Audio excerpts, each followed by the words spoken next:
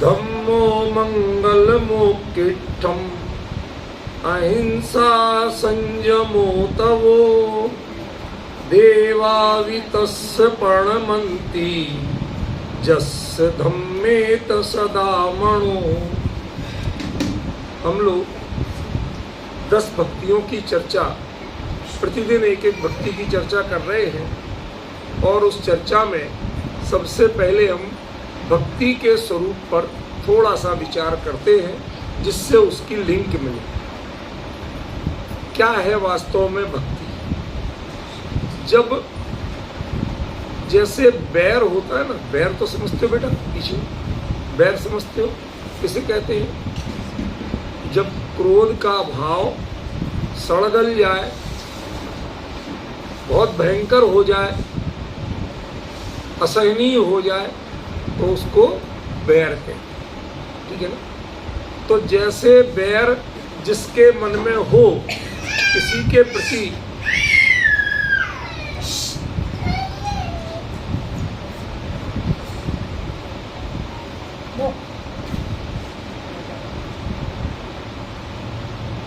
बैर किसी के मन में हो, किसी ने किसी से बैर भांज लिया हो तो वो आसानी से मन से उतरता नहीं, चाहे कोई क्षमावाणी के दिन गले ही क्यों ना मिलवा दे, वो गले मिलके भी मन नहीं मिल पाता। समझ गए? इसको कहते हैं भजना। दूसरा भजना होता है, कभी रस्सी या बड़ा रस्सा देखा, छोटी छोटी पतली सुतलियों से जब भांज के एक रस्सा बना देते हैं, वो एक दिखता है, उसको खोल के एक एक रस्सी को अलग भी कर दो, लेकिन उसके बल दूर होते हैं क्या? वो जैसी जैसी मुड़ी थी वो खुल के भी वैसी ही रहती है, सीधी नहीं होती। समझ गए? ये है भजने का स्वरूप। हमने भांज लिया, ठीक है ना। तो भक्ति यदि आपने मन में भांजी है तो इसका मतलब वो चित्त से कभी उतरना नहीं चाहिए। संयोग छूट सकता है पर संस्कार नहीं छूट। लोग कहते भी हैं दुनिया में कि चोर चोरी से जाए, हेरा फेरी से ना जाए। होता है ऐसा कि नहीं होता? तो छोटा मोटा तो कुछ ना कुछ करेगा, अब वो जितना चाहे शरीफ बन जाए, लेकिन कुछ ना कुछ गड़बड़ी तो करेगा। एक सहज प्रकृति होती है लोगों की, ठीक है ना। तो जो चीज यदि आपके मन में बैठी है, आपको कोई कह दे यहाँ भूत रहते, अब कोई कहे कि चलो हमारे साथ चलो, कहीं कुछ नहीं, मैं खड़ा हूं। अब आप पहुंच तो जाते हो हिम्मत करके, तो ये खड़ा है तो मैं भी खड़ा हूं, लेकिन दिमाग में जो भूत बैठा है वो उतरता है क्या? वो तो दिमाग में रहता ही रहता है कि नहीं रहता? जरा सी भी कोई आहट हो तो आपको लगता वो आया। तो जो मन से उतरे नहीं उसको कहते हैं भजना। और भज धातु से ही, भज जो संस्कृत की क्रिया है उससे शब्द बना है भक्ति। तो हम मंदिर से चले जाएं लेकिन भक्ति का भाव मन से नहीं उतरे, मंदिर में भी रहे, मंदिर के बाहर भी रहे, उसका नाम क्या होगा? भक्ति। आप यहां से ऑफिस जाते हैं, रूटीन जैसा काम कर रहे हैं, लेकिन रूटीन जैसा खाते पीते हैं। क्यों? हर समय याद है हमारे 10 लक्षण जी चल रहे हैं, हमारे व्रत के दिन है, बल्कि कह देते हैं भाई हमारी गलती से हम नहीं ले लें, ध्यान दिला देना। क्यों? आपके चित्त पे चढ़ी हुई है। तो जो चीज चित्त पे चढ़ जाए और कितनी परिस्थितियां विपरीत हो जाए लेकिन चित्त से नहीं उतरे, उसका नाम होता है वास्तव में भक्ति। भक्ति वो नहीं है कि जो आपने आके 4 भजन बोल लिए और हो गई भक्ति, ये भक्ति नहीं। समझ गए? जिन भक्तियों की हम चर्चा कर रहे हैं, आपके हिसाब से हम भी बोलते हैं कि शाम को भक्ति होगी, जिनेंद्र भक्ति होगी। हम भी यही सूचना में बोलते हैं, घबराना मत। आप हमें भी पकड़ सकते हो कि आप भी तो बोलते हो, समझे? बोलता हूं मैं, मानता हूं, ईमानदारी से मानता हूं कि बोलता हूं, लेकिन अब जो कह रहा हूं वो बात समझ में आ रही है कि नहीं अंकित बाबू? कि जब हमने उसको भक्ति कहा, उसे हम बहुत लाइटली लेते। आएंगे, बोल लेंगे, 10 दिन की बात है, अब थोड़ा बहुत शाम को मंदिर जाना है, जाएंगे। ये रूटीन की बात नहीं है, ये कोरम पूरा करना नहीं है। जिसकी तड़प आपको खींच के ले जाए उसका नाम भक्ति है। जब उसके बिना आपको चैन नहीं पड़े, जब तक नहीं पहुंच जाओ तब तक चैन नहीं पड़े, और पहुंच जाओ तो और बेचैनी बढ़ जाए। कैसे? जैसे बेटा मां से मिलने के लिए इच्छुक है, लेकिन अब वो चला अपने इस जगह से जहां कहीं था, अब वो 2 दिन 4 दिन 2 घंटे 4 घंटे जो भी लगना, अभी वो रास्ते में है, तब तक भी बेचैन तो है, अभी जाएंगे, अभी मिलेंगे। और जब सामने पहुंच जाए और बुंदेलखंडी माँ हो, वो क्या बेटा अभी मैं 16 में हूं। 16 तो समझती है, अरे वो क्या समझा, तू तो समझती है, हैं? थोड़ा थोड़ा 16 माने इसका एक थोड़ा सा दूसरा रूप दिखाऊं तो आपको जल्दी समझ में आएगा। वो जब हम गांव में देखते थे, पहले चूल्हे पे खाना बनता था तो उसमें लकड़ी जल रही होती थी, उस जलती लकड़ी को लूगर कहते थे। बुंदेलखंडी में शब्द है ना लूगर, लूगर माने जलती हुई लकड़ी। तो अब उसका बच्चा वो भी अंदर प्रवेश करना चाहे, चौके की मर्यादा होती थी, अब वो माँ के पास जाना चाहे, और माँ को पता है यदि उसने कुछ छू लिया है, मैंने इसे छू लिया तो बवंडर हो जाएगा, सारा बना बनाया खाना भी दोबारा बनाना पड़ेगा। वो सुनने को तैयार नहीं, तो वो मिलना चाहे तो वो अंदर से चूल्हे में से जलती हुई लकड़ी निकालती थी और अपने बेटे को पास में मत आना और मैं जला दूं। अब समझ में आया 16 किसे कहते हैं, कितना खतरनाक होता है। धोती का धर्म, कोई छू ना ले, समझ गया ना? ऐसे धर्म को 16 कहते हैं। तो माँ हो 16 में और बेटे का मन कर रहा कि माँ से कब लाड़ कर लूं, कब गले मिल लूं। तो ये बताओ, यदि वो 2 घंटे भी नहीं मिल पाए तो 2 घंटे उसकी बेचैनी बढ़ेगी कि घटेगी? रास्ते में ये बेचैनी थी कि जाके मिल लूंगा, 2 ही घंटे की बात, लेकिन वो 2 घंटे कट गए, ये 2 घंटे क्या 2 मिनट भी नहीं कटते। अब अंतर समझ में आया? जो मन को जब तक काम ना हो जाए तब तक निरंतर आपके लिए हिला के रखे, उसका नाम है भक्ति। आप जब लाइट ठीक है, हो गई पूजा तो हो गई, नहीं हो गई तो नहीं हो गई, मिला टाइम तो चले जाएंगे, नहीं मिला तो नहीं जाएंगे। भगवान कौन से भागे जा रहे हो? हमारे भगवान तो भी इतना की है, गुस्सा थोड़ी करते कि 10 दिन भी पूजा करने को नहीं आई है वैशाली, गुस्सा थोड़ी करेंगे, है ना? इसका नाम भक्ति नहीं है। भक्त को भगवान की जरूरत नहीं है, भगवान को भक्ति की जरूरत नहीं, भगवान को भक्त की जरूरत नहीं है और भगवान को भक्ति की जरूरत नहीं है, वो तो वीतरागी है, लेकिन उनकी जरूरत हमें है।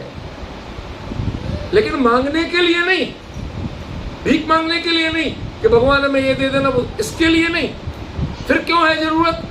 हमारे यहाँ कहा जाता है वंदे तद्गुण लब्धे। भगवान मैं आपको नमस्कार करता हूं, आप जैसे गुण मेरे जीवन में भी प्रकट हो।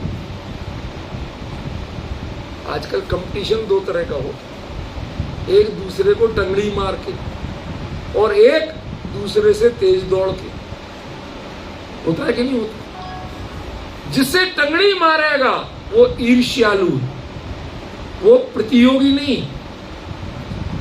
प्रतियोगी कभी टंगड़ी नहीं मारे, वो तो उससे आगे जाना चाहे, फाइनल लाइन को टच करना चाहेगा सबसे पहले।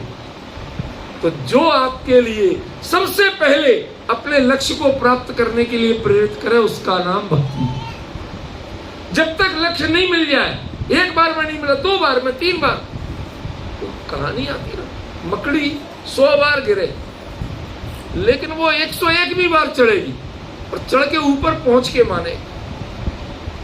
ऐसे ही जो भक्त है वो भगवान से मिले बिना उसकी भक्ति कभी पूरी नहीं होती है। क्यों? क्योंकि उसे वैसा चाहिए अपने जीवन में आदर्श। आदर्श शब्द किसे कहते हैं? रूबी बता बेटा, आदर्श किसे कहते हैं? अजय बाबू, अरे यार आप तो इतने हो, इतने ज्ञानी हो कि भी ऐसी बातें करते हो। रजनीश बाबू,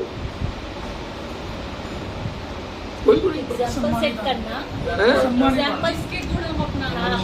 आदर्श माने दर्पण, आसमंतात दर्शयति, आप जैसे खड़े हो ज्यों का त्यों पूरा दिखा देता, उसका नाम है आदर्श। ये रोल मॉडल बनाना, गोल सेट करना, ये आदर्श नहीं, ये तो हम बनाने लगे अपनी परिभाषा। आदर्श शब्द का मूल अर्थ है मिरर, दर्पण। तो भगवान हमारे लिए आदर्श है। जैसे आप दर्पण देखते हो तो सुधार दर्पण में करते हो कि अपने में करते हो?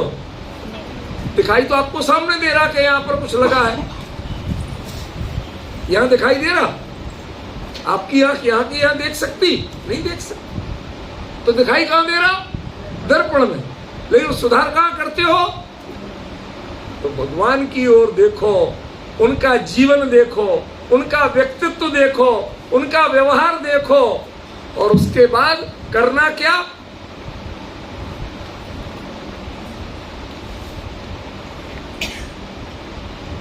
अरे बंद हो गया भैया, देखो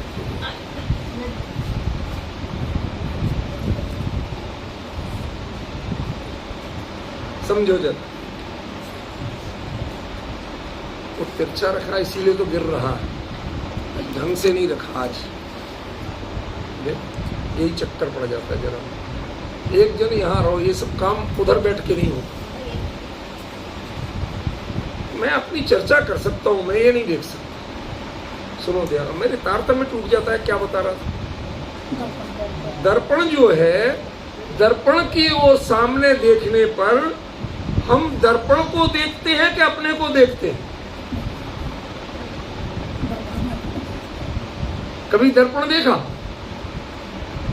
कभी नहीं देखा। अपने को देखा, ठीक है तो ठीक, और ठीक नहीं है तो ठीक किया, चल दिए।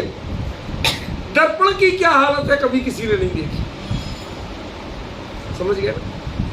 तो वास्तव में भगवान के पास, भगवान हमारे आदर्श हैं, उनके पास क्यों आना? क्योंकि उन जैसा बनना। रोज अपन पूजन के बाद पढ़ते हैं ना, नाथ तुम्हारी पूजा में सब स्वाहा करने आया, तुम जैसा बनने के कारण शरण तुम्हारी आया। कितना सरल, कितना स्पष्ट। क्यों आए? तुम जैसा बनने के कारण। तो अब तुम जैसा बने कैसे? ठाना तो है, मन में भक्ति तो है, लेकिन हाउ टू अप्लाई, करें कैसे? उसका उत्तर है चारित्र भक्ति, जो आज चल रहा है। मैं विषय को कहीं से लाता हूं, लेकिन कभी अपनी मंजिल नहीं भूलता हूं, वही बोलता हूं जो मुझे बोलना, जो शास्त्र कह रहा है। इसमें क्या दिया? आखिरी गाथा है चारित्र भक्ति की, कुंदाचार्य देव ने लिखी आखिरी गाथा है। मुनिराज जिसको पाठ करके क्या समझते हैं वो आपको बताना है। इसमें कहते हैं धम्मो मंगल मुक्तिठम। पहले एक जानकारी दे दूं, ये वो गाथा है कि जो श्वेतांबरों के ग्रंथों में भी पाई जाती है, दिगंबरों के ग्रंथों में भी है। ये मतलब अत्यंत प्रभावी गाथा है, ठीक है ना। धम्मो मंगलम उत्कृष्टम, उत्कृष्टम माने उत्कृष्ट। आप चत्तारी मंगल पाठ पढ़ते हो, क्या पढ़ते हो? है? धम्मो मंगलम, धम्मो लोकोत्तमो, धम्मम शरणम पवज्जामि। पूरा पूरा नहीं पढ़ रहे, मुद्दे की बात बता रहे अपन को, जो चर्चा है इसमें। तो धम्मो मंगलम और उत्कृष्टम, धर्म मंगल भी है और उत्कृष्ट भी। कई लोग बहुत उत्कृष्ट होते हैं लेकिन मंगल नहीं होते। नहीं समझ? कोई पेड़ इतना ऊंचा हो, नारियल का पेड़, फल लागे अति दूर, मीठा तो है, पानी बहुत टेस्टी है, लेकिन उसको उतारना और लाना ये हंसी खेल है, बहुत कठिन है। तो क्या कहा कि जो अच्छा है लेकिन यदि आपको सुलभ नहीं है, मंगल हमेशा सुलभ होता, आपको इजीली अवेलेबल होता, उसका नाम मंगल है।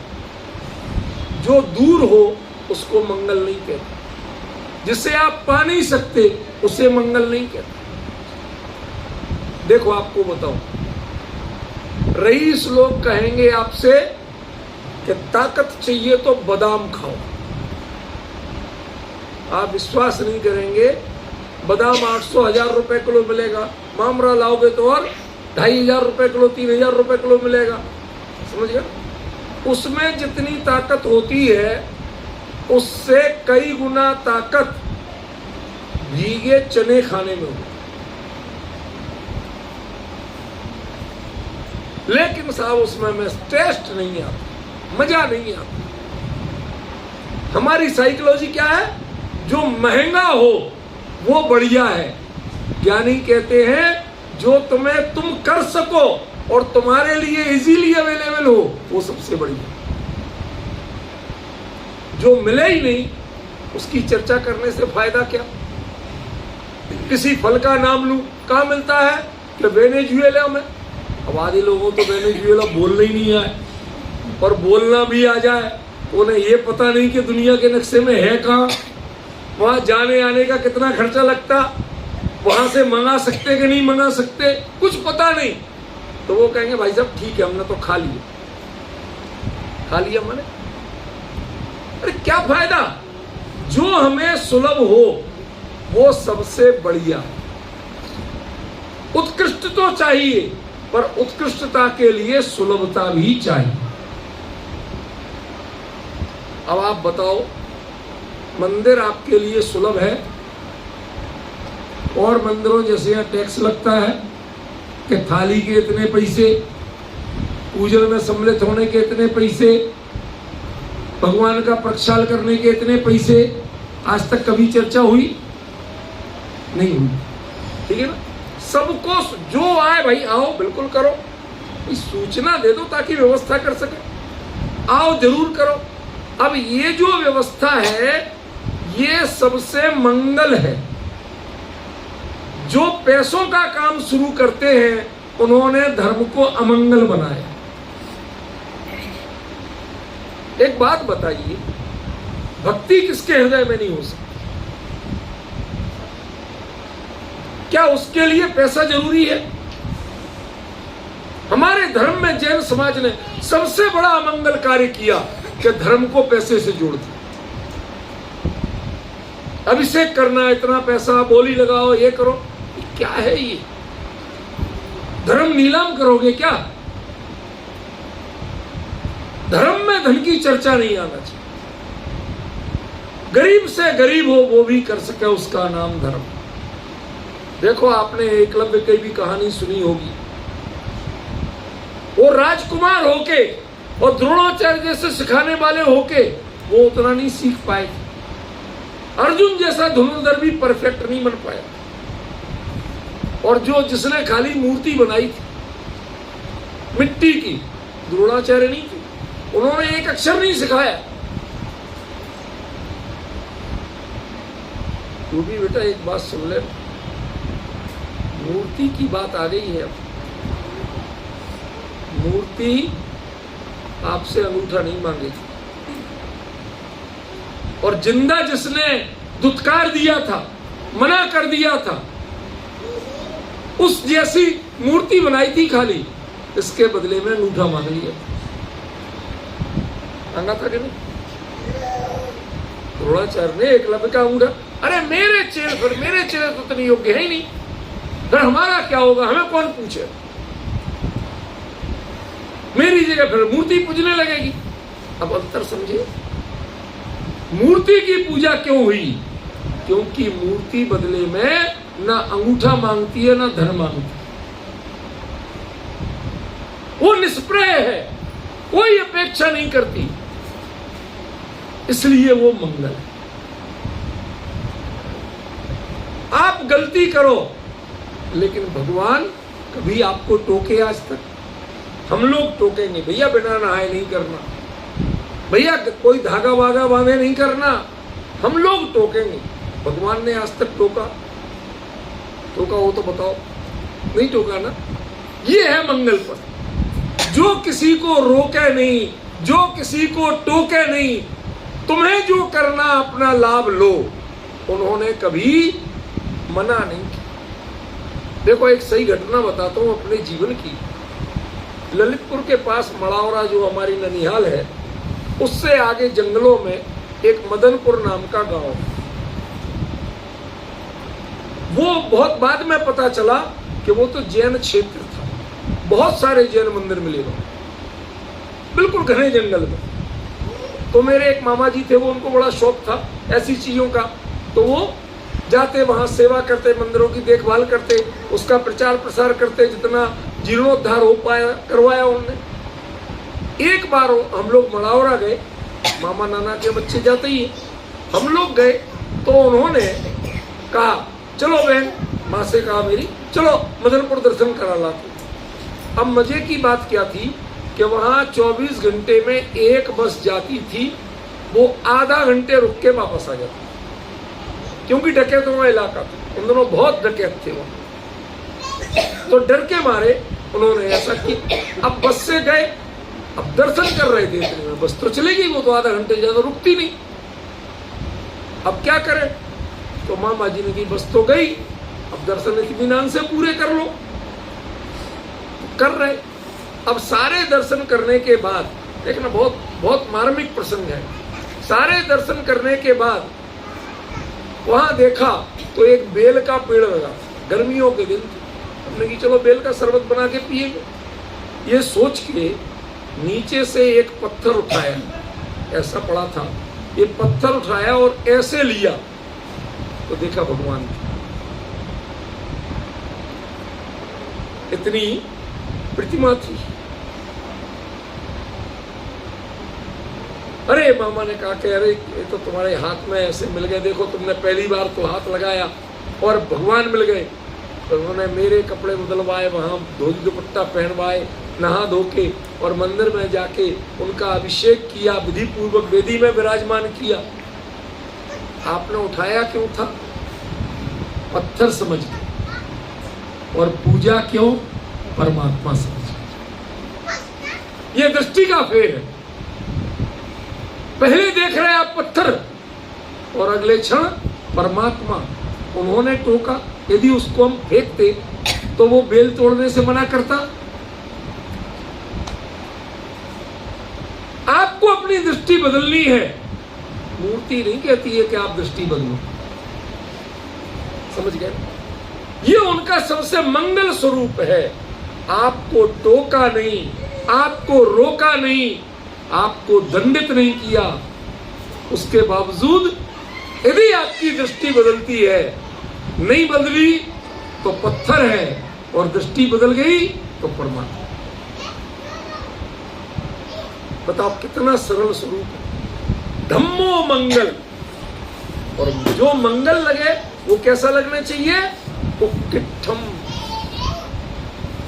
जो आपको सहज सुलभ हो गया,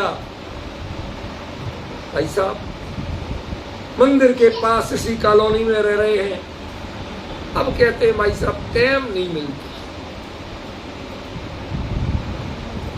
मंदिर तो बहुत अच्छा है, भगवान तो बहुत अच्छे हैं, धर्म तो बहुत अच्छा है, लेकिन टाइम नहीं मिलता। होता है ना, ये बहाना सबके घर में है ना। हमारे अजय बाबू की है ज्यादा ही। देख भाई, हम इनको तो इसलिए हमें ठोकते पीटते रहते हैं कि कभी बुरा नहीं माना, और किसी को कहें तो बुरा मान जाए, इस डर के मारे हर किसी को नहीं कहते। कहानी तो सबके यहाँ होती है। टाइम नहीं है। आपने मंगल तो माना, वो तो आपके लिए सुलभ है, लेकिन आप भगवान के लिए सुलभ नहीं। आपके पास वक्त सुलभ नहीं है, वक्त की कमी है। वक्त की कमी होती है। 24 घंटे में 24 घंटे होते हैं, 23.5 घंटे होते हैं, 24 होते, कोई कमी नहीं होती। फिर क्यों कहा गया कि वक्त कम है? ध्यान रखना, वक्त कभी कम नहीं होता है, इंसान कम वक्त होता है। एक कम वक्त विशेषण इंसान का है, हमारी मानसिकता का है। एक कम वक्त विशेषण काल का नहीं। काल में कभी भी 1 सेकेंड की कमी नहीं हुई। एक दिन में 24 घंटे तो 24 ही होते, 1 घंटे में 60 मिनट तो 60 ही होते हैं, और 1 मिनट में 60 सेकंड तो 60 ही होते हैं। आज तक 1 सेकंड भी नहीं घटा। वक्त कभी कम नहीं हुआ। आपकी नादानी से आप कम वक्त बनते। यदि मन धर्म तुम्हें उत्कृष्ट लगे तो फिर आप कभी कम वक्त बनने की कोशिश नहीं करोगे, कभी बहाना नहीं करोगे मेरे पास समय नहीं। फिर तो जैसे बनेगा। सबसे बड़ी कमी क्या है? आपको भी बोलियां लगवाने लगे, झूठे चमत्कारों की बात करने लगे, तो 900 जूते खाए तमाशा घुस के देखेंगे, सब दौड़े। लेकिन जहां परम शांति, पवित्रता, किसी से भेदभाव नहीं, भैया तुम्हें लाभ लेना तो लो, नहीं लेना तो नहीं लो, हम क्या कर सकते इसमें। सहजता, कोई टोट के नहीं अपनाए तो हमें ये उत्कृष्ट नहीं लगता, और कोई झूठी सच्ची कहानियां गढ़ दे तो उत्कृष्ट लगता। आपके घर में मुनिराज आहार करके जाएं, आपको उतनी बड़ी बात नहीं लगेगी। पर हमने देखा है दिल्ली में पहाड़ी धीरज पे एक महाराज जी ने पैरों में कोई केमिकल लगाया, सच्ची घटना है, और वो प्रूव हुई थी, किसी की निंदा नहीं कर रहा हूं, प्रूव हुई थी। वो लगाया, उसके बाद एक जगह खड़े रहे आहार में, बल्कि एक की जगह 1.5 घंटे खड़े रहे। अब वो पैरों के निशान पड़ गए, क्योंकि वो केमिकल का असर तो पत्थर पे आ नहीं था। वो हुआ क्या? जादू किसका था? केमिकल का। और जादू माना किसका गया? जो लोग उन महाराज के कभी दर्शन करने, आहार करने सामने से निकल गए तो नहीं किया, वो सारे के सारे चतुर लोग भाग के पहुंचते हैं। कहां गए महाराज, कहां गए? जिनके पैरों के निशान। तुम चरण के निशान ढूंढते हो, आचरण के निशान तुम्हें नहीं दिखते। चरण पकड़ते हो आप, जैन दर्शन कहता है आचरण पकड़, इसीलिए इसका नाम है चारित्र भक्ति। समझ में आया? क्या नाम है? चारित्र भक्ति। और चारित्र भक्ति करने जो जीव करता है, जो मुनिराज करते हैं, वो अंत में क्या कहते हैं? धम्मो मंगल मुक्तिष्ठम, धर्म ही मंगल है और धर्म ही मेरे लिए उत्कृष्ट है। क्यों? कोई चाहे IIT पास आउट हो, IIM पास आउट हो, IAS IPS हो, लेकिन जिसे धर्म मंगल और उत्कृष्ट लग गया, उसके बाद उसे नौकरी और पढ़ाई उत्कृष्ट नहीं लगती, मंगल नहीं लगती।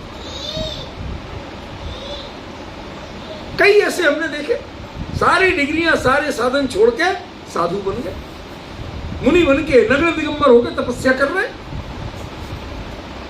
किसने करवाया? उन्हें धर्म मंगल और उत्कृष्ट लगा। हमारा धर्म कैसा है? ओस की बूंद की तरह। अंकित बाबू, ओस की बूंद समझते हो? व्यू जो आप बोलते हैं ना, समझते आप सब हो, पर मैं जानबूझ के पूछ रहा हूं, समझते हो? तो इसका मतलब है कुछ खास बात पूछना चाहिए। आपके डाइनिंग टेबल पे पानी की बूंद एक पड़ी हो, उसकी टाइमिंग अलग हो सकती, लेकिन कमल के पत्ते पे उसकी बूंद पड़ी है कितनी देर? कि जब तक सूरज की किरणें तेज नहीं हुई उतनी देर। किसी ने उसे छेड़ के ऐसे नहीं कर दिया उतनी देर। उसके बाद वो कहां गई, क्या हुआ, पता नहीं चलता। हमारे जीवन में भी इससे तो चर्चा करना असंभव हो जाए।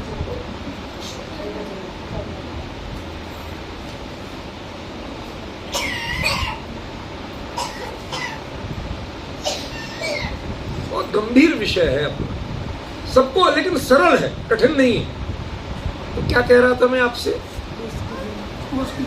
ओस की बूंद जो है, जैसे ओस की बूंद 9 बजे की धूप के बाद नहीं दिखती, ऐसे हमारे श्रावकों में धर्म के भाव 9 बजे के बाद नहीं दिखते। अब समझ में आया क्यों पूछा? बताओ। टाइम देखा, ऑफिस का टाइम हुआ, इतने बज गए, उसके बाद धर्म नहीं दिखता। फिर तो भागने की पड़ती है। फिर सारा मंगल कौन है? ऑफिस, तनख्वाह और बॉस, ये मंगल हो जाते हैं। फिर धर्म मंगल नहीं बचता। लेकिन मंगल के साथ उत्कृष्ट हो जाए तो उसके बाद सब कुछ छोड़ के भी धर्म किया जाए। देखो, चत्तारी मंगल पाठ में 3 है: मंगल, उत्तम और शरण। आज आपको एक जानकारी देना चाहता हूं, शायद एक आध बार दी होगी, रजनीश बाबू को याद हो। जो ये नमाज पढ़ते ना, मुसलमान भाई नमाज पढ़ते ना, इस नमाज में कुछ नहीं है आपका चत्तारी मंगल पाठ। मंगल, उत्तम और शरण की भावना है और कुछ नहीं।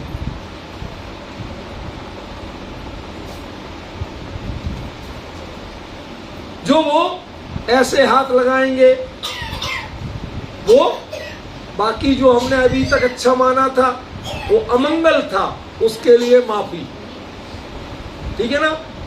उसके बाद ऐसे झुकते हैं, वो उत्तम मानते हैं, और बाद में माथा चरणों में रगड़ते हैं, वो शरण मानते हैं। अरबी में जो कुछ लिखा है नमाज में, उसका आज से करीब 30 साल पहले मैंने 12 पेज का आर्टिकल बनाया था। एक एक शब्द का अर्थ दिया मूल अरबी के शब्द के साथ, और सिद्ध किया कि इसका रोल मॉडल हमारा चत्तारी मंगल पाठ है। आपने मंगल माना, उत्तम माना, लेकिन शरण की कोशिश नहीं की, उसे अपनाने की कोशिश नहीं की, तो तय मानना कि आपका जो मंगल और उत्तम ये सिर्फ शब्दों में था, भावों में नहीं। बहुत से लोग बोलते पड़ोसी का बेटा टॉप आए तो तारीफ करते हो कि नहीं करते? लेकिन छाती नहीं लगाते। और घर का बेटा टॉप आए तो तारीफ करो चाहे नहीं करो, तसल्ली तब मिलती है जब छाती लगाते। अंतर पड़ता है कि नहीं पड़ता? बस तुम मंगल मान लो, बस बोलो मत। उत्तम मान लो, जान लो, बोलो मत। मंगल और उत्तम दोनों हैं, आपने मान लिया और जान लिया। इसकी पहचान कहां से होगी? कि आप उसकी शरण में जाओ, उसको अप्लाई करो, उसको अपने जीवन में धारण करो। आचार्य ने आगे क्या कहा? शुरू में धर्म मंगल है, धर्म उत्कृष्ट है। How to apply, how to follow, कैसे उसे एक्सेप्ट करें? तो क्या उत्तर दिया? अहिंसा संयमो तमो। पहला काम अहिंसक बनो, पहचानो अहिंसा क्या है। यदि किसी भी जीव को पीड़ा को देने का भाव आपके मन में है तो उसका मतलब आप हिंसक हो। आप धर्म की बात कर सकते हो, तारीफ कर सकते हो, धर्म को धारण नहीं कर सकते। धर्म को धारण करना है तो पहले अहिंसा सीखना पड़ेगा, उसका सम्मान करना सीखना पड़ेगा, उसकी वैल्यू सीखना पड़ेगी, उसको अपनी मानसिकता बनाना पड़ेगा। अभी मैं आ रहा था बॉम्बे से, शाम की फ्लाइट एयर इंडिया की, तो वो नया नया एयरक्राफ्ट आया अभी, ये 350 का, बिल्कुल ब्रांड न्यू जैसे था। इंटरनेशनल फ्लाइट थी, वो दिल्ली से बाहर कहीं जाना, तो वो खाना पीना दे, तो मैं सीट पे बैठा। अब रात को देखो भाई, अपन तो वैसे ही नहीं लेते उनका, चाहे जैन हो चाहे कोई हो, लेकिन वो पूछती सर आपको, हमने की जैन मील। उसने कहा साहब आपने लिखवाया नहीं था। मैंने कहा मैं तो जैन हूं, जब जैन हूं तो जैन मील ही लूंगा, लिखवाऊं चाहे नहीं, तुम तो लाओ। तो वो कहीं से ढूंढ के, जो एग्जीक्यूटिव क्लास वालों के किसी ने नहीं आया हो या नहीं लिया, तो वो दे गई। अब दे गई तो रखा, अब वो 2 बार दे गई कि तो रखे, खा तो रहा नहीं। अब इतने में पड़ोस में जो सज्जन बैठे थे, उन्होंने अपना खाना शुरू किया। कहते यार इनने लहसुन तेज डाला है, मैं तो खा ही नहीं पा, मुझे उसकी आदत थोड़ी है। तो मैंने कहा हमारा, अरे भाई साहब आप अपना लो, हम क्यों? मैंने कहा भैया मैं लेते ही नहीं हूं, मैं पक्का जैन हूं। दिन रात हो गई तो नहीं लेता, बात अलग है, दिन में भी इनका हम बाहर का नहीं खाते, हम तो अपने घर का लेते। पर आपने लिया क्यों, मांगा क्यों? उससे तो अपना पड़ेगा, देना पड़ेगा। हमारे जैन भोजन की पहचान बची रहे, डिमांड होती है, लोग मांगते हैं और जैन जैन भोजन करते हैं, इस पहचान के लिए मांगा।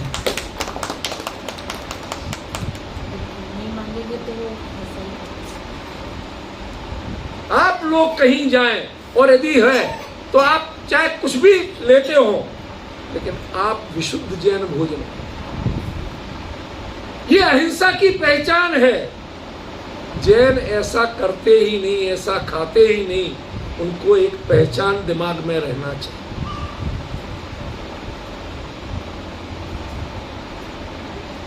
एक जैन भोजन मिलने मात्र से अहिंसा की गारंटी है, लोगों के दिमाग में बैठ रही, समझे कि नहीं? तो उसने फिर ले ली, भोजन किया, भोजन करके बड़े ही आत्मीयता से बोला भाई साहब जैन भोजन पहले भी किया था, इतना स्वादिष्ट नहीं लगा, किसी ने अपना दिया और इतने वो ले इसलिए लेता कि जैन की पहचान बनी रहे। हमें इस बात की बहुत खुशी। किसका सम्मान कर रहे हैं हम? अहिंसा का। जब कोई उसी फ्लाइट में बोलता है भाई साहब आप फला लोगे, तो वो डर लगता है कि पड़ोसी उसका ऑर्डर नहीं कर, उस गंध को कौन सहेगा? वो मन में कल्पना आती है कि किसकी कैसे वध होके बना होगा, रोम रोम कांपता है। ये अहिंसा के संस्कार जब तक आपके जीवन में नहीं होंगे, तब तक आप बातें करते हो, धर्म नहीं करते हो, ना धर्म मंगल है ना उत्कृष्ट है। धर्म मंगल और उत्कृष्ट आपको लगा है तो इसकी पहली पहचान कि आपको अहिंसा का पालन करना सीखना पड़ेगा, आपकी मेंटलिटी अहिंसा की बनाना पड़ेगा। समझ लो, यदि आप अहिंसक नहीं बन सके तो तय मानना आप धर्मात्मा कभी नहीं बन सकते हो, भक्ति कभी नहीं कर सकते। पर आज के जमाने में जब पैसों की बोलियों से सारे पद बिकते हो, तो फिर कैसे पहचानोगे कि भक्ति हम बिना पैसे के भी कर सकते हैं? यह भक्ति मात्र भावों से होती है, साधनों से नहीं होती है, साधना से होती है। समझे कि नहीं? मैं ऋग्वेद पढ़ाता था यूनिवर्सिटी, सब पढ़ाता हूँ, मुझे तो कोई अंतर नहीं पड़ता। मुझे कोई कुरान पढ़ाने को कहते, वेद पढ़ाने को कहते, आचार्य जो कहते मैं सब पढ़ा देता, मुझे कोई अंतर नहीं। उसमें एक वाक्य मिला, हिंदी में बता रहा हूँ, उसमें लिखते हैं प्रार्थना में ऋषि लोग, हे भगवान मुझे अहिंसक मित्र का समागम मिले। मेरे अड़ोस पड़ोस में कोई रहे तो वो अहिंसक होना चाहिए।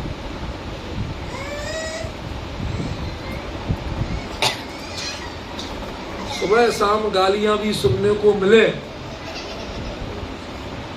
तो कैसा मन होता है कि पड़ोस में लड़ाइयां हो रही हैं, गालियां दी जा रही हैं, कैसा मन होता है? संक्लेश होता है भाई, कहां आके बस। लगता है कि नहीं लगता है? यही अंतर यहां है, इस अंतर को पहचानो जरा, बड़ा भारी अंतर।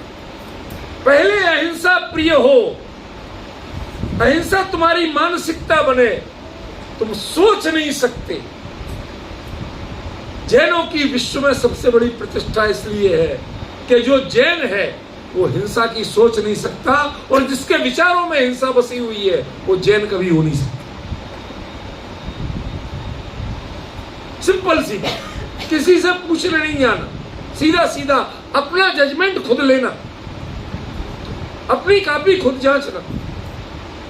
सुदेश बाबू आप तो नहीं जुड़े थे उन दिनों मेरे से, जब मैं यूनिवर्सिटी में प्राकृतिक का सर्टिफिकेट डिप्लोमा कोर्स चलाता था, तो उस समय एक खास बात थी मेरी, टेस्ट लूंगा, मंथली टेस्ट लूंगा, कॉपी जांचूंगा, जांच के आपको दे दूंगा। पेपर के पहले बता देता था इस चीज के इतने इतने नंबर हैं, बिल्कुल डिटेल में। अब पता चल गया। अब मैं कहता था अपनी कॉपी खुद जांच लो, और किसी को कम नंबर लगे तो बता देना, मैं बढ़ा दूंगा, लेकिन फॉर्मूला पहले ही बताया हुआ किसके कितने नंबर है। तो उन्होंने आज तक किसी विद्यार्थी ने ये नहीं कह पाया कि मेरे नंबर बढ़ा दो। जांच लो अपने हाथ से। बाद में मैं कहता था कि इसमें 50% क्वेश्चन करना होते, हर एक में एक ऑप्शन रहता था। मैं कहता था अब तुम घर से आंसर शीट बुक सब देख लो, नकल मार के ले आओ, लेकिन अब 100% क्वेश्चन करना पड़ेगा, क्योंकि आधे का तो उत्तर पता चल गया ना। 100% करना पड़ेंगे, और उसके साथ एक शर्त और रहेगी, यदि एक भी गलत हुआ 1 नंबर का तो 2 नंबर कटेंगे, माइनस मार्किंग हो। लोग कहते थे साहब पहला टेस्ट आसान है, दूसरा टेस्ट कठिन। जब तुम्हें किताब से निकल करके लिखना वो कठिन है। कहते भाई साहब अब जरा सी चूक हुई तो जो नंबर ले चुके वो भी कट जाए। धर्म को मंगल और उत्कृष्ट मान लिया, यहां तक बहुत आसान है, लेकिन जब अहिंसा की शर्त शुरू हुई तो पता चला जितने नंबर हम ले रहे थे, यदि मेरे विचार में काम क्रोध आदि कोई भी भाव ऐसे आ गए हिंसक, तो इसका मतलब मेरे नंबर तो उल्टे कट गए। तो अहिंसा का पालन करना हो तो क्या करना? तो आचार्य ने कहा संयमो, संयम, इंद्रिय संयम, प्राणी संयम। गाड़ी में जैसे ब्रेक, ऐसे ही मन में वैसे संयम, वचन में वैसे संयम, काया में वैसे संयम। गलती होती हो, गाड़ी खाई में गिरती हो और ब्रेक लग जाए तो खुश होते हो कि नाराज? खुश। और पापा की जेब से नोट निकलता हो और उस समय ये याद आ जाए कि ये चोरी है, ये पाप है, नहीं निकालना,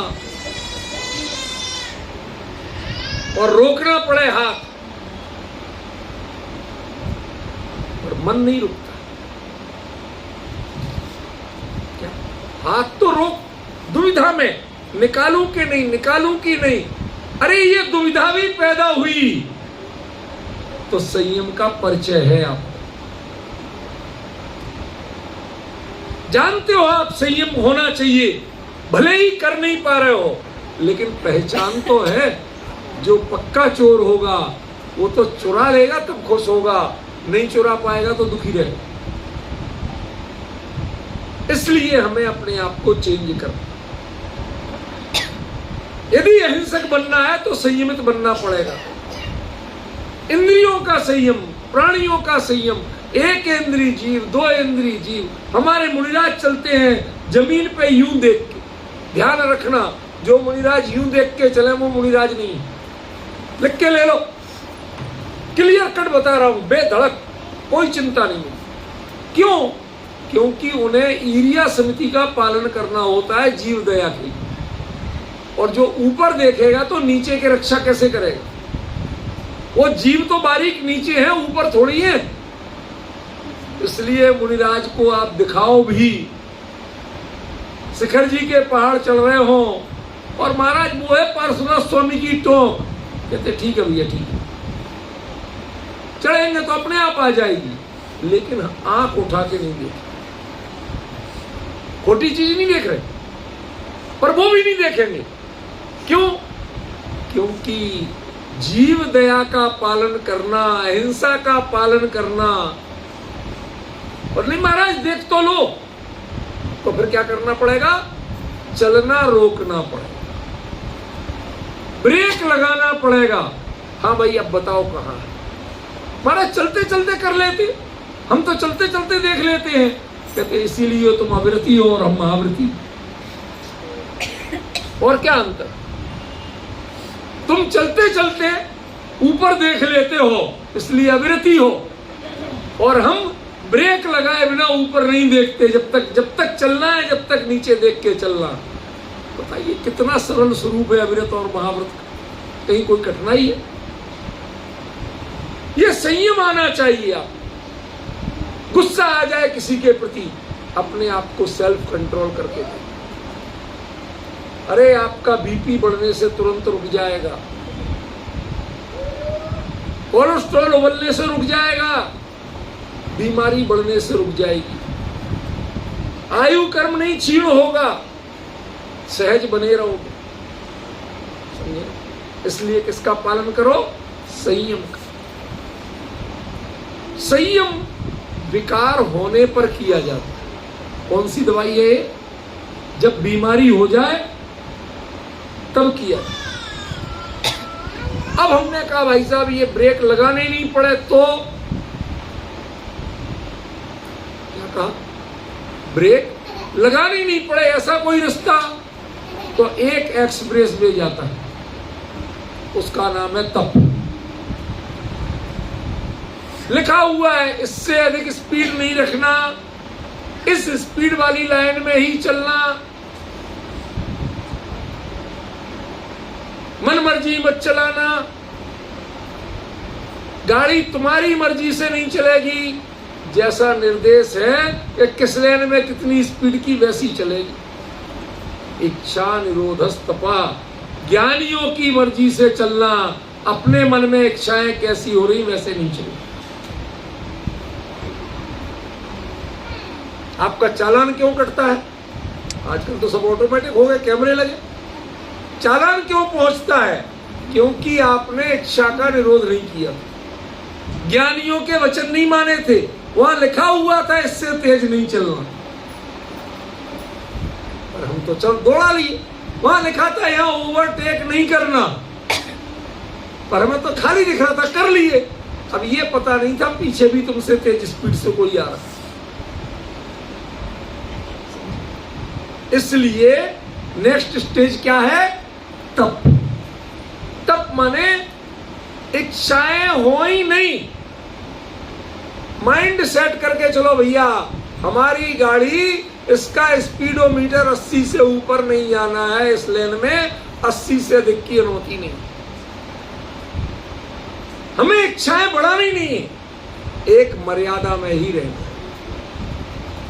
जो मर्यादित रहेगा उसके दुर्घटना नहीं होगी, और जो इच्छाओं के हिसाब से चलेगा, मन मर्जी से चलेगा, ऐसे तो लिखे ही रहते हैं, ऐसा करेगा तो दुर्घटना हो। जिनवाणी भी यही कहती है कि यदि तुम इसके अनुसार चलोगे जैसा लिखा है तो दुर्घटना नहीं होगी, और मन मर्जी से चलोगे तो दुर्घटना ही होगी। वो क्या हो, समझ गया? अहिंसा, संयमो तवो, ये 3 चारित्र जो पाल लेता है, बिल्कुल सरल रूप बताया मैंने, कोई बड़े भारी कठिन चीजें नहीं। अहिंसा एक संकल्प कि मुझे किसी की पीड़ा नहीं करना है, किसी को पीड़ित नहीं करना, एक पवित्र संकल्प का नाम अहिंसा। और कदाचित हम चलते हों और किसी को पीड़ा का प्रसंग आ जाए तो हम अपनी चाल रोक देंगे, लेकिन उसको पीड़ित नहीं होने देंगे। संयम, पहला अहिंसा, दूसरा संयम, और तीसरा कि आगे से आप माइंड मेकअप करके चलो कि हमें इससे स्पीड बढ़ानी ही नहीं है, जो निर्देश है उसका पालन करके ही चलना है। आपकी दुर्घटना के चांस अपने आप खत्म होते जाएंगे। इसी प्रकार अपने मन को संसार में जो उन्मुक्त मत छोड़ो, उसको कंट्रोल रखना सीखो, उसको समझाओ। ज्ञानियों ने क्या कहा उसको मानना सीखो, उस पर विचार करो, तो क्या होगा? चारित्र हो। आप कहें गृहस्थ अवस्था में कहाँ चारित्र है? आचार्य तो लिख रहे, अहिंसक बनो, इंद्रिय और मन को संयमित रखना सीखो, और साथ में बेलगाम घोड़ी मत बनो। अपनी इच्छाएं हो भी तो उनको पहले ही कंट्रोल कर लो, चलने के पहले तय कर लेना। आजकल स्पीडोमीटर लगने लगे गाड़ियों में, देखिए आपने, कई जो सरकारी बसें वगैरह होती हैं उनमें स्पीडोमीटर लगे हैं, इससे ऊपर वो गाड़ी चलेगी ही नहीं। उस गाड़ी में कैपेसिटी है, लेकिन उन्होंने उसकी सेटिंग गियर की ऐसी कर रखी है कि इससे तेज चलेगी ही नहीं।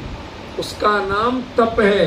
अपने माइंड को सेट करके चलो कि इससे ज्यादा हमें दाएं बाएं कुछ करना ही नहीं है, उसका नाम तप। ये 3 काम जो करते हैं, देवाभितम प्रणमंती, देव उन्हें नमस्कार करते हैं। बहुत इंपॉर्टेंट पॉइंट है, मुझे पता नहीं कितना समय बचा, 8 मिनट बचे हैं, 8 मिनट में मैं बात पूरी कर दूं। देव उन्हें नमस्कार करते, हम तो देवों को नमस्कार करते। जिनेंद्र देव की बात नहीं कर रहे, स्वर्ग के देव। हमें तो इंद्र, कोई इंद्र बन जाए किसी विधान में, किसी कार्यक्रम में, अरे भाई साहब सौधर्म, अरे भाई साहब। वो कहते देवाभितम प्रणमंती, देव भी उन्हें नमस्कार करते हैं। क्यों? तो भगवान के दीक्षा कल्याणक का प्रसंग आया, भगवान दीक्षा लेने जा रहे थे। अब मनुष्य कहने लगे पालकी हम उठाएंगे, देव कहने लगे हम उठाएंगे, सारे कल्याणक हमने मनाए। तो पिताजी के पास पहुंचे, भाई जजमेंट दो। उन्होंने कहा भैया जो भगवान के साथ चल पड़े वो उठा। हिम्मत तुम में, संयम अंगीकार करने की हिम्मत है, व्रती बनने की हिम्मत है? नहीं है तो भाई साहब पहली बार तो यही उठाएंगे जो भगवान के साथ चल सके। उस स्थिति में देव पालकी छोड़ के उसके नीचे से हटके मनुष्यों को नमस्कार करते हैं। आप अहिंसक हो, संयमी बन सकते हो, तपस्वी बन सकते हो, इसलिए दीक्षा कल्याणक में हम आपको नमस्कार करते हैं। आप पहले पालकी उठाओ। अब समझ गए?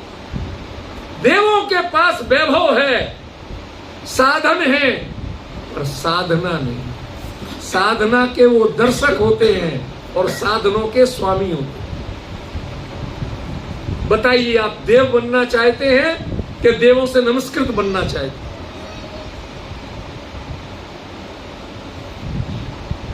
अजय बाबू, सोचना तो पड़ेगा। आज सोचो, कल सोचो, अनंत काल के बाद सोचो। ये सोचे बिना ये जीव आत्मा से परमात्मा बनने के रास्ते नहीं चल पाए। करना तो पड़ेगा, कभी भी करो, बेहतर है। अच्छाई की शुरुआत जितनी जल्दी करो। तो क्या करना? देवाभितम प्रणमंती, वो याद करो देव कहते हैं मेरा पूरा इंद्र पद ले लो, सारे स्वर्ग के वैभव ले लो, हमें 2 मिनट के लिए ही सही ये मनुष्य भाव दे दो, ताकि हम भगवान के साथ दीक्षा ले सकें। तरसते हैं, नर काया को सुरपति तरसे, पढ़ा है कि नहीं? अब आ गई बात, देवावीतम पुणमंती जिस धम्मे सयामणो, जिसके मन में सदा धर्म बसता है, मन के से उतरता ही नहीं है, सारे जीवन सोते जागते उठते बैठते कुछ भी करो, उसमें वो सावधानी धर्म के प्रति, उस सदाचार के प्रति, उस साधना के प्रति हमेशा बनी हुई है। उनको देवताओं को सब नमस्कार करते हैं, वो देवता उन्हें नमस्कार करते हैं। मैं एक छोटी सी सच्ची घटना बताऊंगा, चर्चा पूरी करूंगा समय से।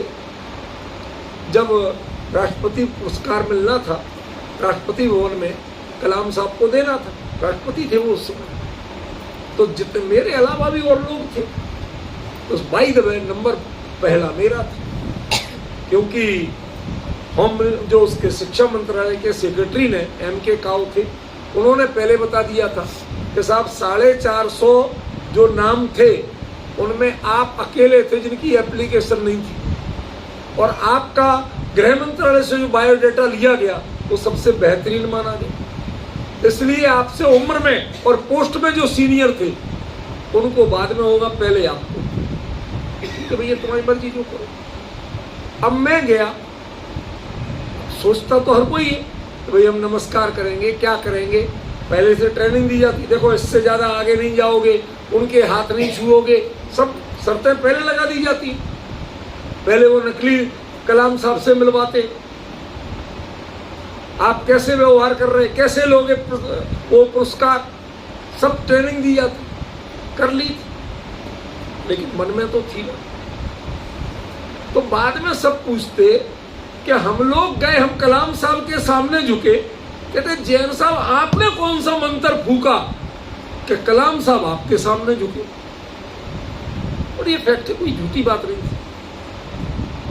असल में कलाम साहब उन दिनों आचार्य महाप्रज्ञ के साथ एक बुक लिख रहे थे, दोनों उसके को राइटर थे, जो तेरापंथ के आचार्य महाप्रज्ञ थे और वो को राइटर के रूप में बुक लिख रहे थे। तो मैं उस प्रोग्राम में जाने के पहले सहज ही किसी प्रसंग में वो महाप्रज्ञ जी से मिलना हुआ। अरे सुदीप जी आपको हुआ, आप मिलोगे तो मेरी ओर से कहना कि मैंने याद किया है, आपके लिए बहुत सा मैटर तैयार हो गया, कब भिजवाऊं। मैंने कह दिया, सिंपल सी बात। अब उन्होंने सुना कि आचार्य महाप्रज्ञ जी का संदेश लेके आए, तो ऐसी अब सब पूछ रहे कि आपने क्या जादू किया। हम लोग तो उनके सामने झुके और वो हाँ ठीक है, और आप सीधे रहे और वो आपके सामने झुके। तो मैंने कहा मेरे सामने नहीं झुके, वो जिसको मानते थे, यदि उस प्रतिभा का नाम आया, उस साधना का नाम आया, उसके सामने। आपको मेरे सामने झुकते दिख रहे, हम भगवान के सामने झुकते हैं कि गुणों के सामने झुकते हैं। अरे पाषाण तो जब जयपुर के मूर्ति मोहल्ले में ऐसी प्रतिमाएं बहुत होती हैं, उनके सामने कोई नहीं झुकता, उनको तो पैसा देके खरीदते हैं, उनमें गुणदोष की मीमांसा करते हैं कि सही बनी कि नहीं बनी। लेकिन जिस क्षण विराजमान हो जाती है उसके बाद फिर मीमांसा नहीं होती है, फिर मात्र भक्ति होती है। ये चारित्र की भक्ति करना सीखो।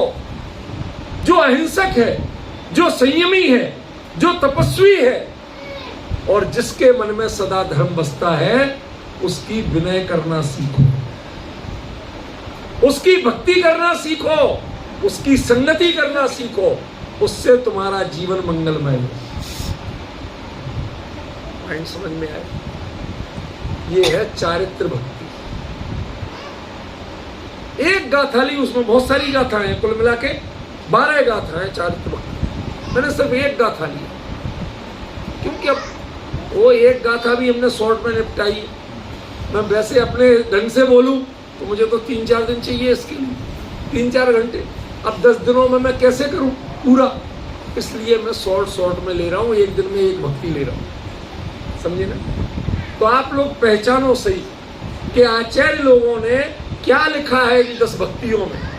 कितना सरल है जो, धम्मो मंगल मुक्किट्ठम अहिंसा संयमो तमो देवाभीतम पड़मंती जस धम्मे सयाम।